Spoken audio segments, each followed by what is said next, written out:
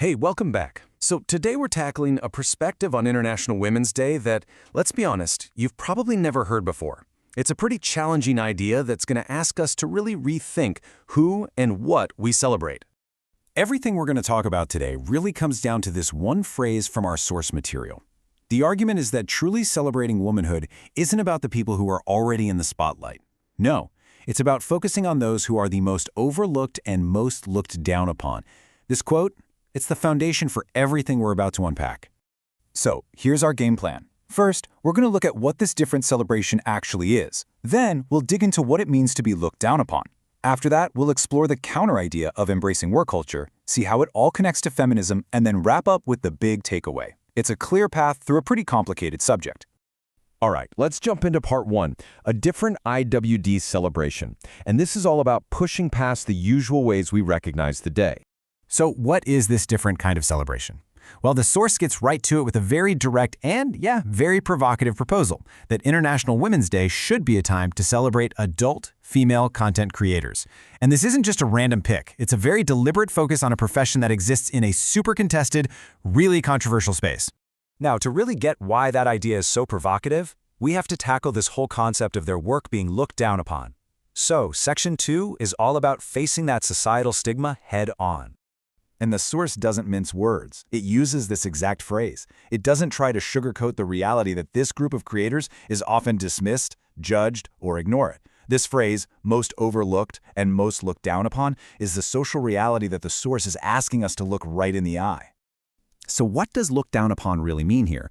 Well, it usually boils down to perceptions like these, that the work is a form of exploitation, not empowerment, that it's not a real job, that it's morally and socially questionable, and, at the end of the day, that it's just not a profession we should be celebrating. According to the source, these are the exact judgments we need to confront.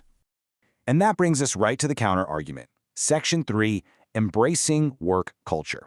This is where the source makes a huge pivot, moving from the problem of stigma to a solution, which is all about reframing this through the lens of labor.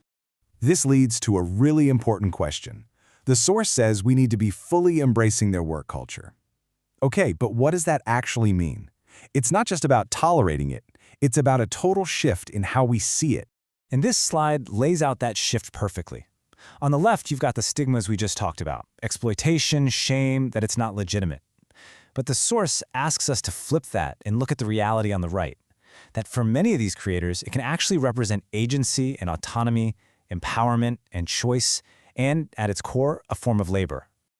So this is what the source really means by work culture in this context.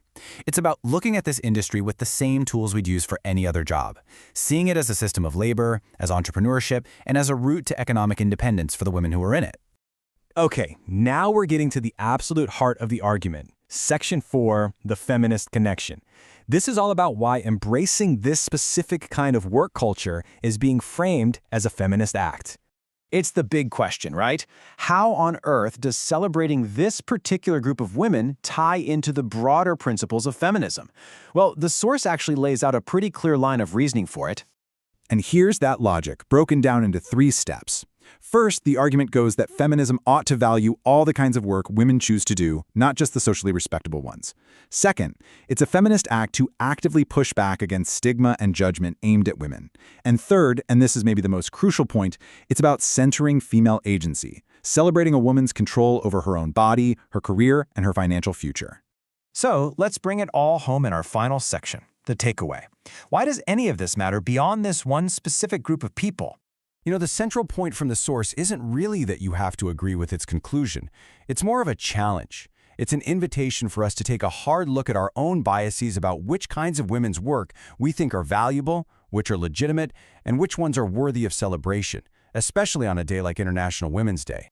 And that leaves us with this final, really important question to chew on. How does our own definition of acceptable work end up shaping who we celebrate and who we leave out on a day that's supposed to be for all women? That's a powerful thought to end on. Thanks for tuning in.